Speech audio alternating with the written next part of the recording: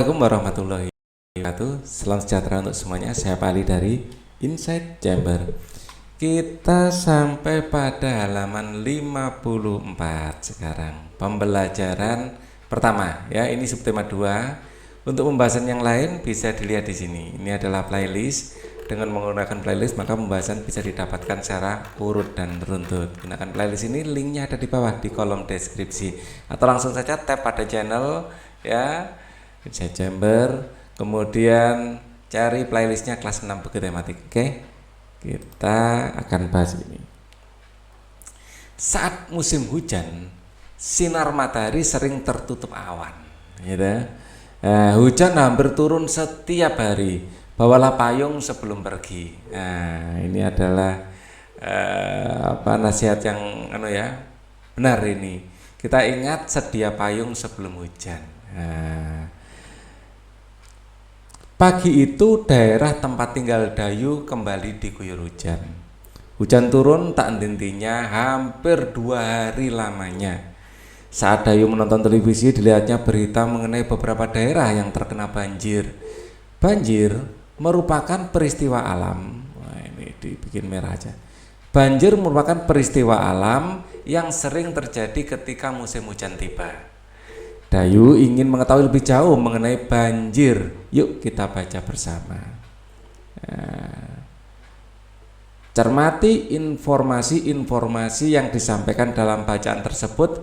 Catatlah gagasan utama ya, dan informasi penting yang kamu temukan dalam paragraf dan bacaan. Gagasan utamanya akan saya kasih warna merah, warna pentingnya ini akan saya kasih ini ya, warna biru aja.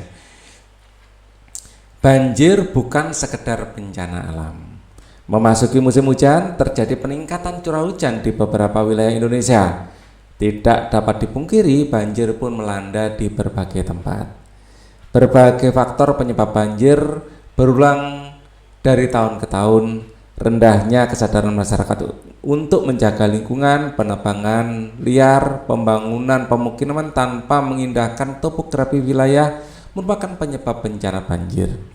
Pendangkalan dan penyempitan badan sungai membuat sungai meluap.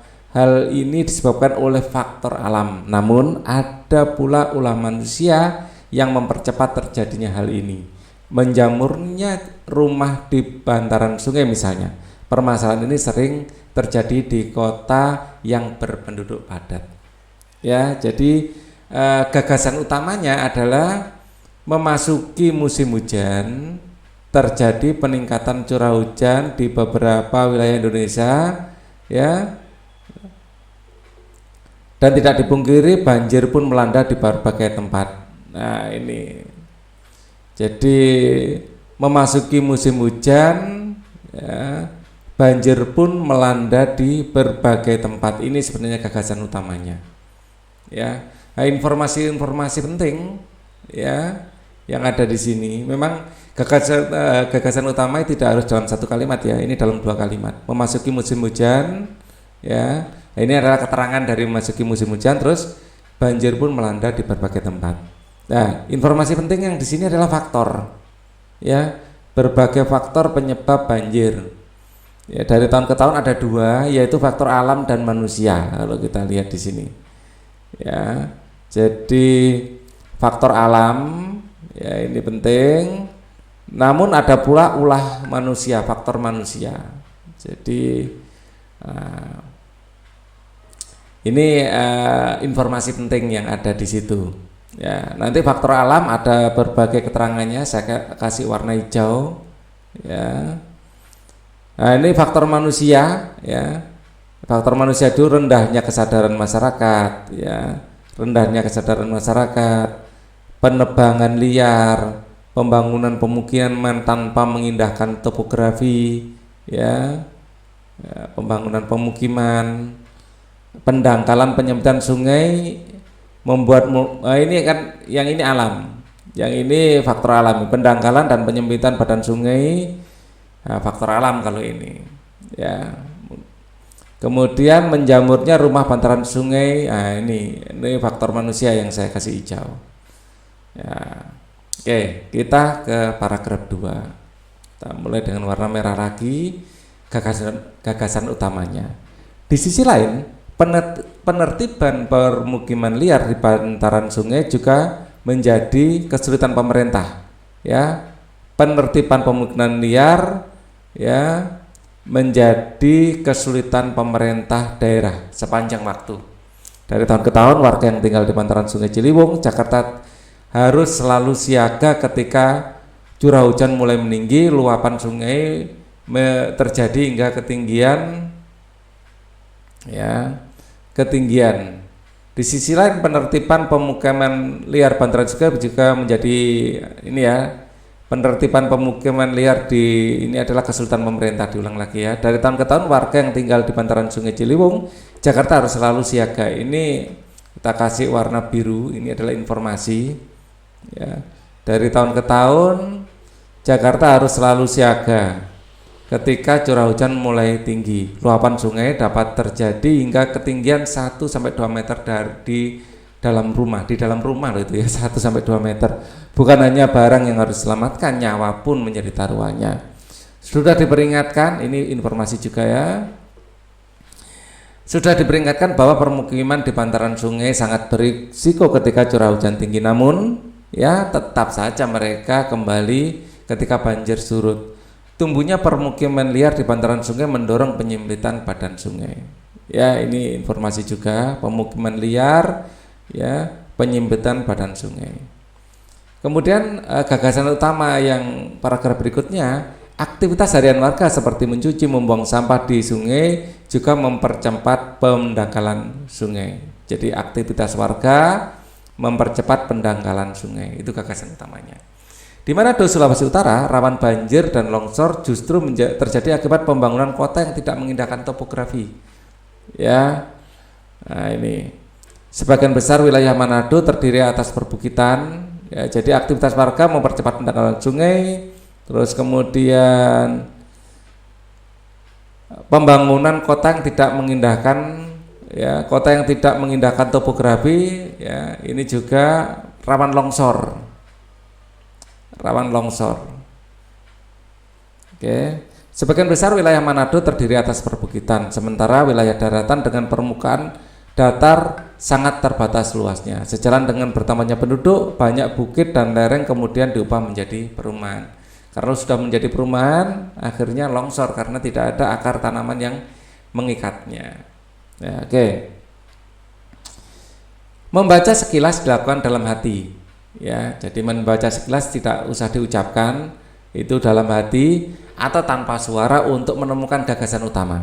Gagasan utama disebut juga ide utama atau gagasan pokok, ya, atau inti sebuah paragraf.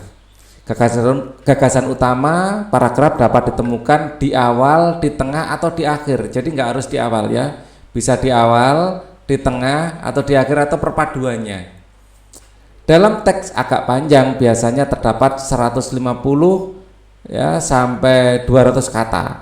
Teks disusun dari gagasan utama dan gagasan pendukung. Setiap paragraf memiliki satu gagasan utama yang merupakan inti. Ya, setiap paragraf memiliki satu gagasan utama yang memiliki inti dari pesan yang akan disampaikan. Beberapa gagasan utama paragraf dijadikan dasar untuk menemukan pokok pikiran suatu teks. Oleh sebab itu, sebelum mencari pokok pikiran suatu teks, temukan dulu gagasan utama dari paragraf. Gagasan utamanya apa? Ya, presentasikan di depan kelas gagasan utama dan informasi penting dalam setiap paragraf. Sebelum presentasi, tuliskan terlebih dahulu gagasan utama dan informasi penting pada setiap paragraf pada peta konsep yang disediakan di bawah. Paragraf 1, gagasan utamanya apa tadi? Ya, sudah kita garis bawahi. Memasuki musim hujan, banjir pun melanda berbagai tempat. Itu gagasan utamanya. Ya. Memasuki musim hujan,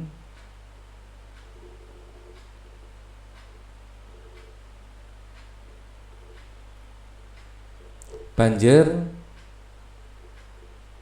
melanda berbagai tempat.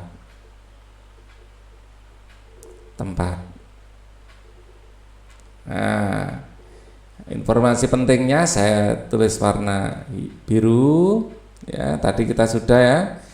Berbagai faktor. Ya, ada faktor alam dan faktor manusia. ya. Faktor penyebab banjir ada dua, faktor alam dan manusia. Faktor ya alam dan manusia.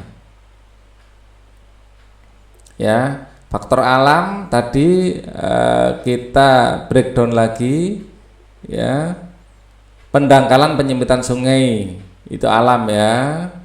Tidak banyak alam itu ya. Yang selebihnya manusia. Pendangkalan dan penyempitan sungai. Pendangkalan dan penyempitan sungai. Ini faktor alam. Faktor manusianya ini yang banyak gitu ya. Penebangan liar, pembangunan pemukiman tanpa mengindahkan rencana pembangunan gitu aja ya. Oke, penebangan liar,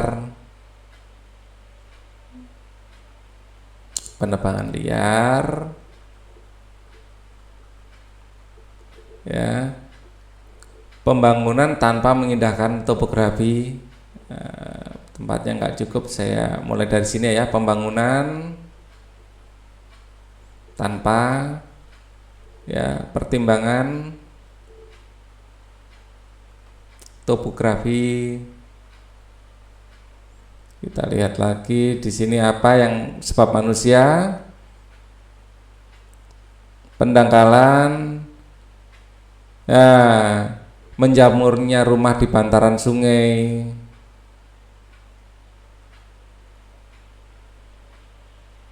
Rumah di bantaran sungai. Oke. Sekarang paragraf 2. Paragraf 2 kita lihat tadi di sini di sisi lain, mulai di sisi lain ya. Oh, kalau itu di sini ada. Nah, di sisi lain pemukiman liar ya merupakan kesulitan pemerintah sepanjang waktu. Ya. Jadi gagasan utamanya ya ini apa, pemerintah kesulitan menertibkan pemukiman liar. Pemerintah kesulitan menertibkan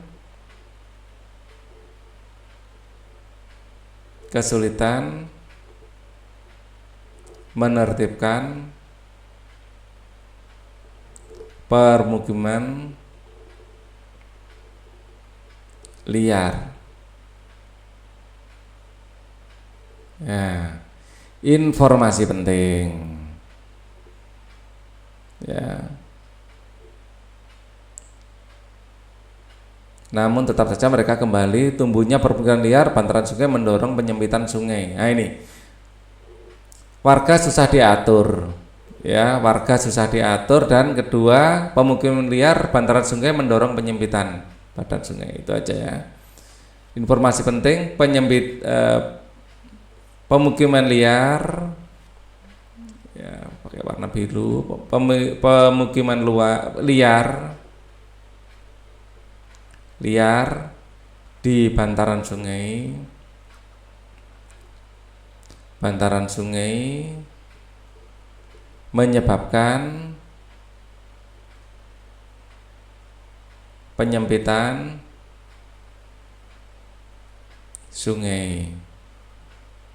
Oke, kita cari paragraf 3. Nah, sebentar. Paragrafnya ini kok sampai 4? Kita hitung ya. Perasaan kok cuma 3. Ini 1. Ya, di sisi lain ini sudah paragraf 2. Ya. Di sini paragraf 2. Terus ini 3. Cuman 3 paragraf. Ya, di sini tersedia ada sampai 4 ya. Cuman sampai 3. Ya, hitung lain, dihitung lagi 2, 3, di sini cuma 1. Ya, cuma 3 ya. Kebanyakan berarti. Cuma 3. Aktivitas harian mencuci, membuang sampah, mempercepat pendangkalan sungai. Ya.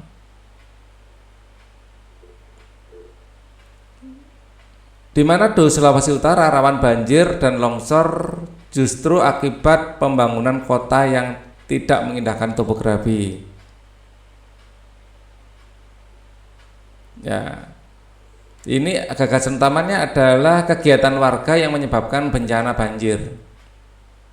Ya, kegiatan warga yang menyebabkan bencana banjir. Ya, kegiatan warga atau warga yang menyebabkan banjir.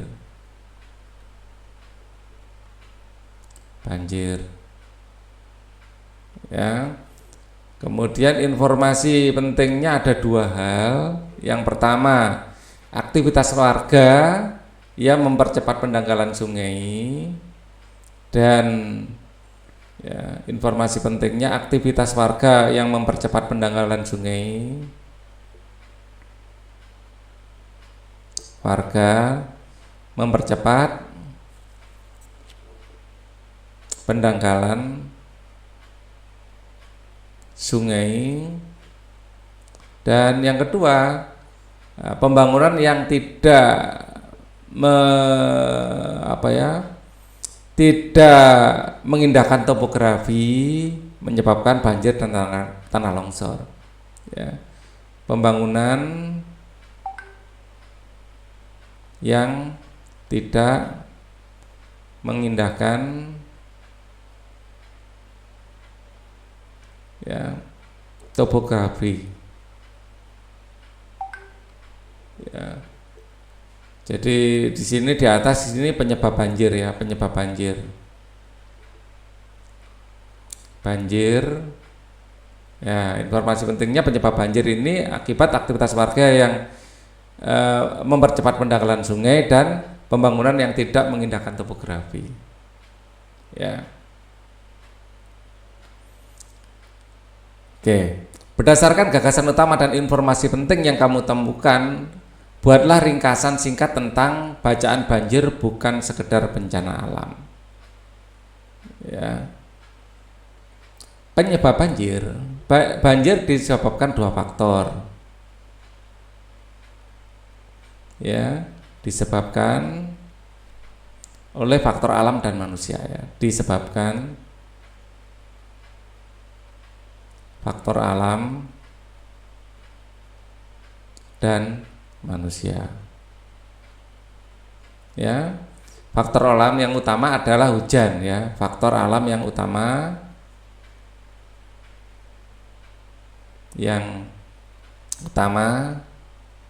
adalah datangnya musim hujan. Ya. Sedang faktor manusia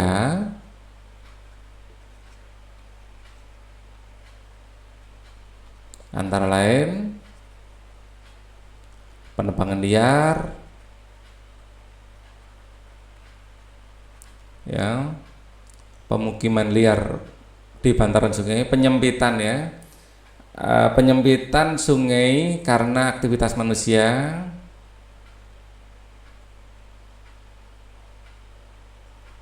karena aktivitas manusia dan pembangunan pemukiman yang tidak mengindahkan topografi. Ya. Perhatikan artikel di bawah ini. Mintalah temanmu membacakan artikel tersebut untukmu. Catatlah kata kunci dan informasi penting yang kamu dapatkan dari artikel yang dibacakan oleh temanmu tersebut. Lakukan kegiatan tersebut secara bergantian. Kompas.com. Banjir yang melanda Mojokerto Senin 27 bulan 3 2017 menyebabkan lumpuhnya kegiatan aktivitas belajar mengajar di Kecamatan Mojokerto. Ya, banjir ya, lumpuh aktivitas ya. Jadi kalau kita garis bawahi yang inti-inti aja. Di Desa Kepuh Anyar, Kecamatan Mojoanyar, siswa SMP Negeri 2 Mojoanyar diliburkan. Ya, Desa Kepuh Anyar ya libur karena banjir setinggi 80 cm masuk hingga dalam ruang kelas dan guru. Banjir ini merupakan genangan paling tinggi dibandingkan banjir sebelumnya. Ini sudah 2 kali dalam 2 tahun terakhir banjir yang paling tinggi. Banjir ini kiriman dari luberan kali depan yang sudah tidak dapat menampung lagi karena hujan terus-terusan sejak Minggu sore, kata Ngateman, penjaga SMP Negeri Mojoanyar Senin. Selain SMP Negeri 2, aktivitas belajar mengajar juga diliburkan. Selain di SMP Negeri 2, ya aktivitas belajar mengajar juga diliburkan di SD Negeri Gebang Malang. Ya, 1. SD Negeri Gebang Malang 2 dan SMK Negeri 1 Mojoanyar. Banjir di Mojokerto disebabkan hujan deras ya selama 2 hari berturut-turut hingga Minggu tanggal 26 bulan 3 2017 malam. Bandingkan kata kunci dan informasi yang kamu temukan dengan kata kunci dan informasi yang ditemukan teman. Kata kunci akan saya garis merah ya. Ini sudah saya garis merah. Banjir melanda Mojokerto. Ya. Ini adalah kata kuncinya. Ya. Terus informasinya yang biru menyebabkan lumpuhnya kegiatan dan aktivitas belajar. Ya, oke. Ini dilanjutkan sampai sini ya. Senin sampai tanggalnya di sini. Sampai tanggalnya ini adalah intinya Mojokerto banjir pada hari Senin tanggal 27. Ya, atau lebih utama lagi ini banjir melanda Mojokerto. Ini keterangan tanggal dan lain-lain. Jadi, Desa Kepuh Anyar banjir merupakan genangan paling tinggi dibandingkan banjir sebelumnya. Nah, di Desa Kepuh Anyar ya SMP Negeri 2 diliburkan. Intinya itu ya. SMP Negeri 2 Mojoanyar di desa lebih inti lagi sini sebenarnya. Siswa SMP Negeri 2 Mojoanyar diliburkan. Intinya di situ. Oke, ini keterangan tempatnya. Oke, sudah 2 kali dalam 2 tahun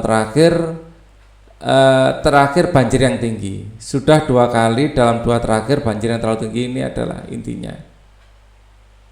Sudah 2 kali dalam 2 tahun terakhir banjir yang paling tinggi. Ya. Selain SMP 2, aktivitas belajar mengajar juga diliburkan di SMP. Nah, ini. Aktivitas belajar mengajar juga diliburkan ini. Aktivitas belajar mengajar diliburkan di SD Negeri Gebang Malang, SD Negeri Gebang Malang 2 dan SMK Negeri 1 Mojoanyar. Banjir disebabkan hujan deras 2 hari berturut-turut. Ya, ini semuanya inti.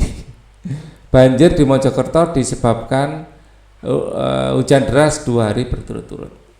Oke. Pernahkah kamu bertanya mengapa di negara kita hanya ada musim yang lain yang bukan inti kayak lumpuhnya aktivitas ini yang keterangannya kita sini. Pernahkah kamu bertanya mengapa di negara kita hanya ada 2 musim, hujan dan kemarau? Mengapa tidak seperti negara di belahan bumi utara atau selatan yang memiliki 4 musim? Untuk memahaminya lebih lanjut, ayo kita pelajari.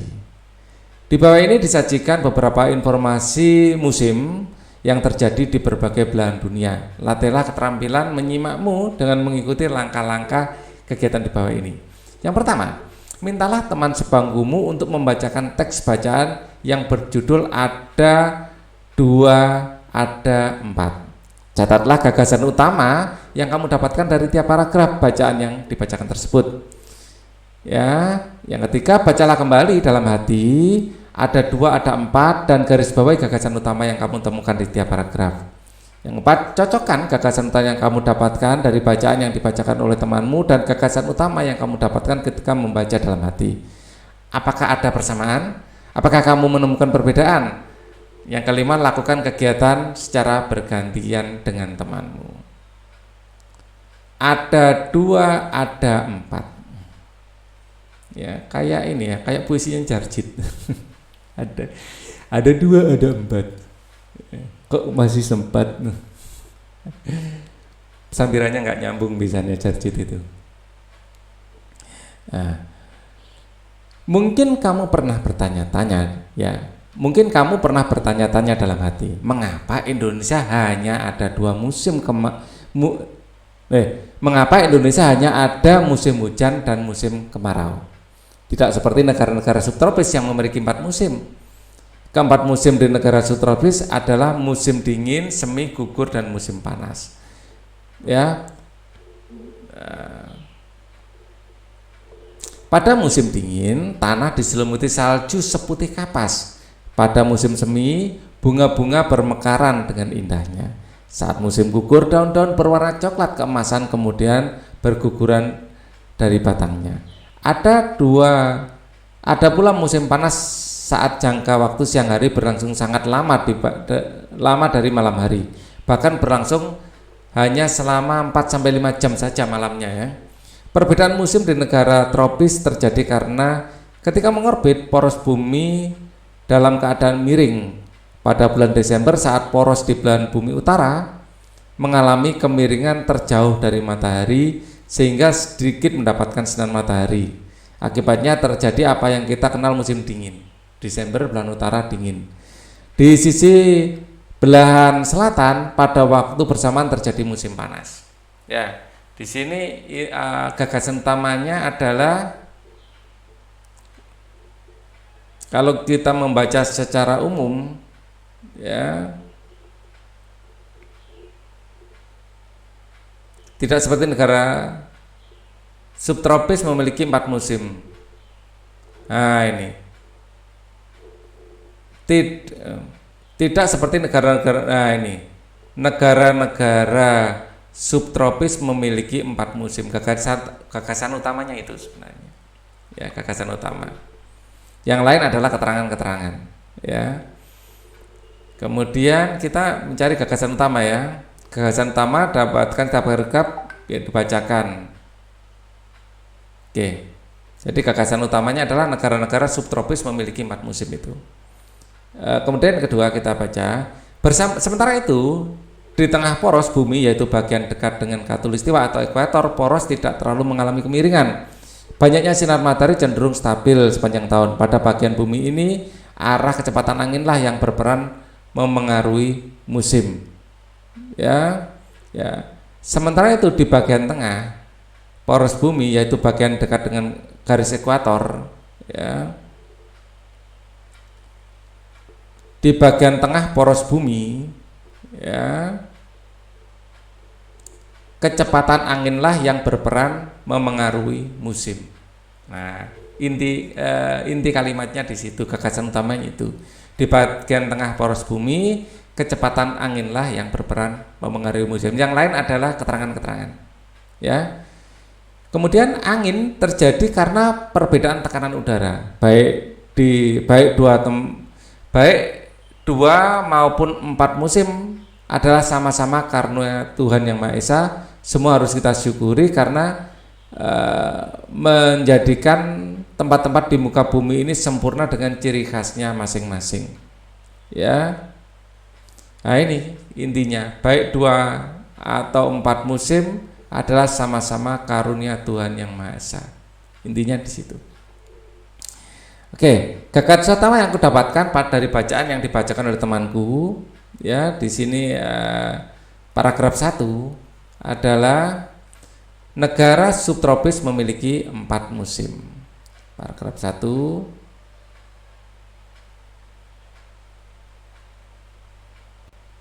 Ya. Daerah subtropis memiliki 4 musim.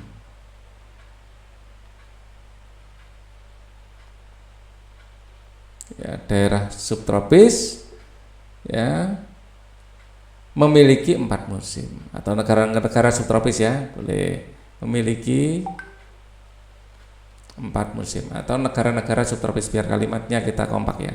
Negara-negara subtropis memiliki 4 musim.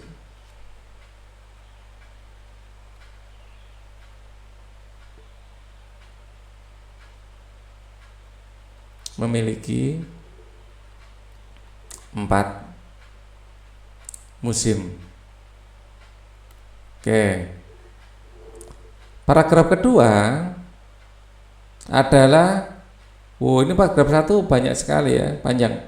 Paragraf kedua adalah ini. Di bagian tengah poros bumi, kecepatan anginlah yang berperan memengaruhi musim. Paragraf 2. Di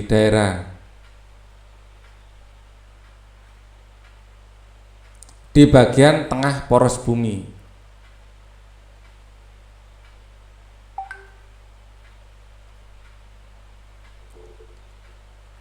Nah, ini.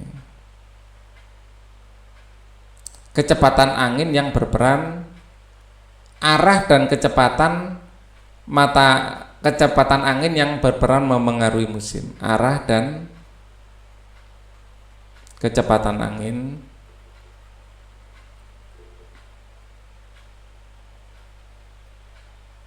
yang memengaruhi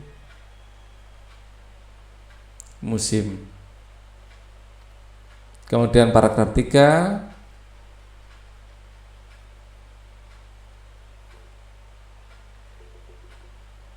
baik 2 maupun 4 musim adalah sama-sama karena Tuhan Yang Maha Esa.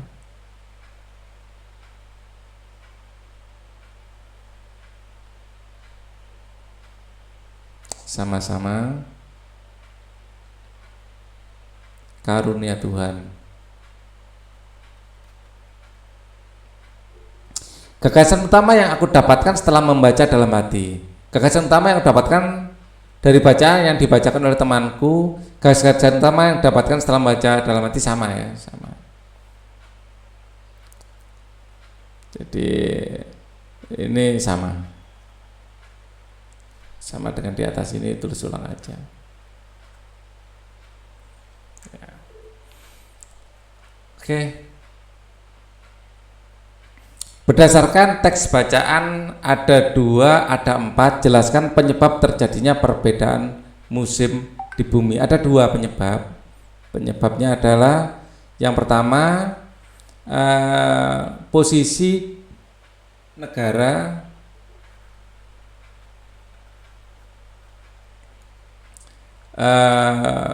terhadap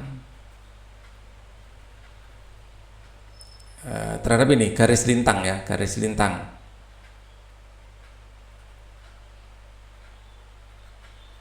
Yang kedua adalah arah dan kecepatan arah angin dan kecepatan angin. Nah, perbedaan musim itu di situ. Musim ya, musim. Kemudian, ini tadi ya jawabannya. Sudah, ada 2 penyebab itu aja. Apa saja yang telah kamu pahami pada kegiatan hari ini? Sebutkan. Ya, kita belajar tentang hal-hal yang mempengaruhi musim ya. Kita belajar tentang banjir dulu tadi ya, penyebab banjir.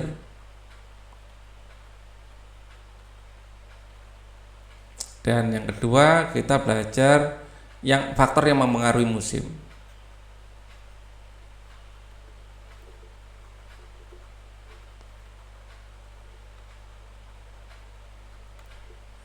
Kegiatan apa yang paling kamu sukai? Ya, yang paling sukai saat membaca ya, mencari gagasan utama.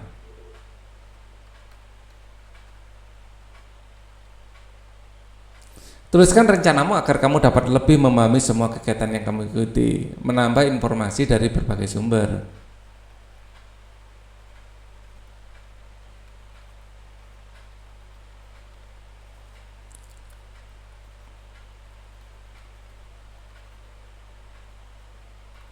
Ceritakan kembali pergantian musim di Indonesia kepada orang tuamu. Untuk pembelajaran 2 akan kita pelajari di video berikutnya. Thank you for watching. Wassalamualaikum warahmatullahi wabarakatuh.